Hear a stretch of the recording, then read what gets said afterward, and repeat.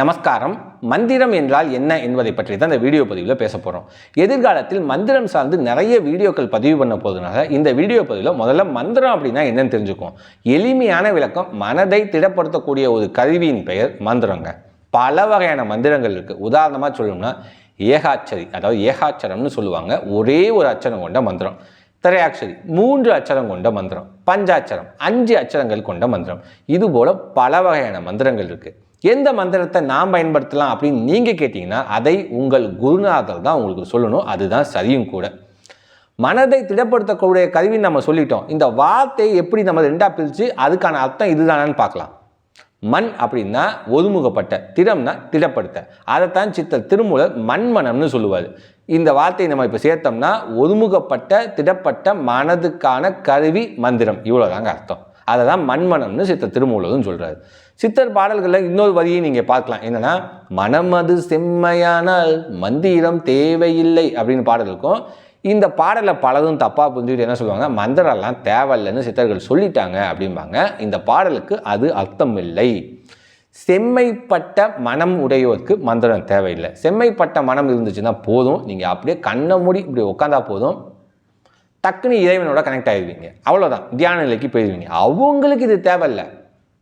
மற்றவங்களாம் பயிற்சி முறையால் அந்த செம்மைப்பட்ட மனதை அடைய வேண்டும். செம்மைப்பட்ட மனது பிறவியிலேயே யாருக்கு இருக்குன்னா பிறவி ஞானிக்கு தான் இருக்கும்.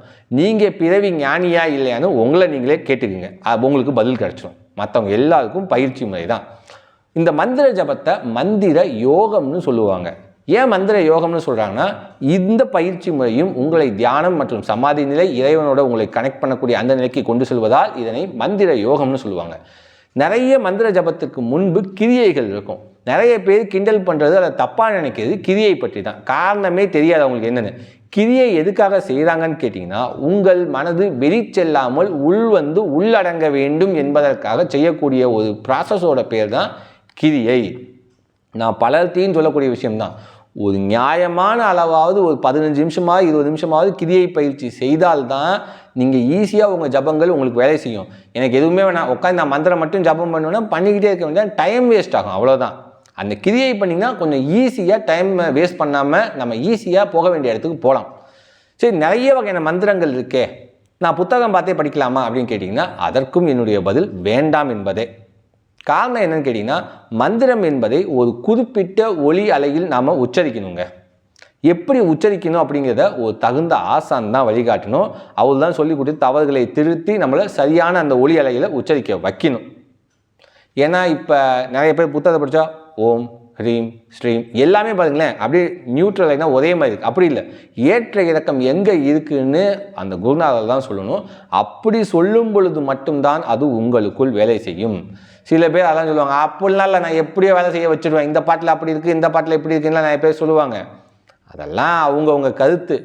ஃபேக்ட் என்னன்னு கேட்டிங்கன்னா இவ்வளோதான் ஃபேக்ட். ஒரு மந்திரத்தை இப்படி தான் சொல்லணும்னு விதி இருக்கான்னா ஆமாம், விதி இருக்குது. சித்தர் பாடல்களே இருக்குது. இத்தனை மாத்திரை அளவுன்னு அவங்களே சொல்லிட்டு தான் போயிருக்காங்க. நம்ம இஷ்டத்துக்குலாம் சொல்ல முடியாது.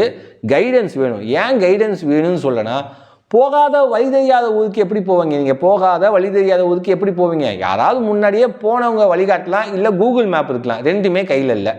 இப்போ எப்படி போவீங்க? எங்கெங்கேயோ சுற்றிட்டு இருக்க முடியுமா? அந்த கைடன்ஸுக்கு தான் நம்ம ஒருத்தட்ட போகிறோம். அவரோட பேர் தான் குரு. சரியான குருவை கண்டுபிடிங்க, சரிங்களா? அது குருவை கண்டுபிடிப்பது எப்படின்லாம் நான் ஏற்கனவே வீடியோ போட்டிருக்கேன். குரு என்றால் யாருன்னு அந்த வீடியோவை பாருங்கள், நீங்கள் பல விஷயங்கள் தெரிஞ்சுக்கலாம். ஸோ மந்திரம் என்பது மனதின் திறம். இன்னொரு விஷயம், மந்திரம் சொன்னால் எல்லாமே நடந்துடுமா? இந்த காலகட்டத்தில் மூட நம்பிக்கையில் இதுவும் ஒன்றுங்க. மந்திரம் சொன்னாவே போதும் எல்லாமே நடந்துடும் அப்படின்னு நினச்சிக்கிறாங்க. மூட நம்பிக்கை தான். மந்திரம் என்பது மனதை திறப்படுத்தக்கூடிய ஒரு கருவி. எப்படி நம்ம மூச்சு பயிற்சி இல்லை மூச்சை கவனிக்கிறது இந்த மாதிரி பல கருவிகள் சொல்கிறோமோ அதே மாதிரி மந்திரமும் ஒரு கருவி. ஆனால் மந்திரம் எப்படி செயல்படும்னா ஒரு ஒளி அதிசையாக செயல்படும். உங்களுக்கு உள்ளேயும் செயல்படும், வெளியேயும் செயல்படும். நான் பலர்கிட்ட சொல்லக்கூடிய விஷயம் என்னென்னா, மந்திர ஜபத்தின் போதோ மந்திர யோகத்தின் போதோ உபாசனையின் போதோ தெய்வத்திட்ட எதையுமே கேட்காதீங்க. நீங்கள் தெய்வத்தை அடைய போயிட்டே இருங்க. போகிற வழியில் உங்களுக்கு எல்லாமே கிடைக்கும், சரிங்களா?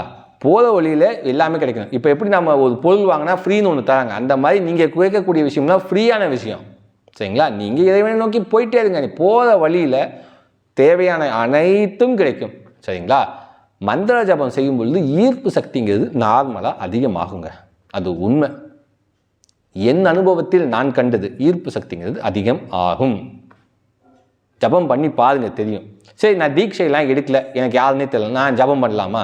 பண்ணலாம். ஒரு 108க்கு மேலே பண்ணாதீங்கன்னு சொல்லுவேன். அவ்வளோதான். பூஜைக்கு 108 பயன்படுத்திங்க, போதுமானது. பராசக்தியின் அருள் அனைவருக்கும் கிடைக்கட்டும். நன்றி, வணக்கம்.